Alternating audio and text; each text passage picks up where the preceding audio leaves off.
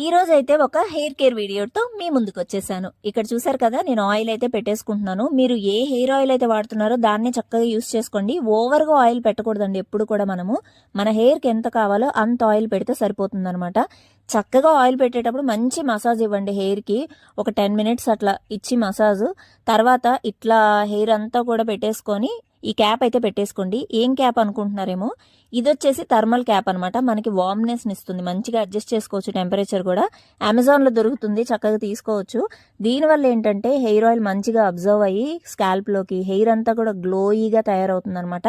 చాలా బాగుంటుందండి, భయపడాల్సిన అవసరం లేదు. షాక్ కొట్టింది అనుకున్నారు కదా, లేదండి షాక్ ఏం కొట్టలేదు. నేను బతికే ఉన్నాను కదా, భయపడాల్సిన అవసరం ఏం లేదు. హ్యాపీగా యూస్ చేసుకోవచ్చు.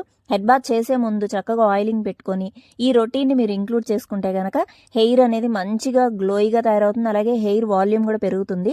ట్రై చేసి ఎలా ఉంది ఏంటి అనేది నాకు కమెంట్స్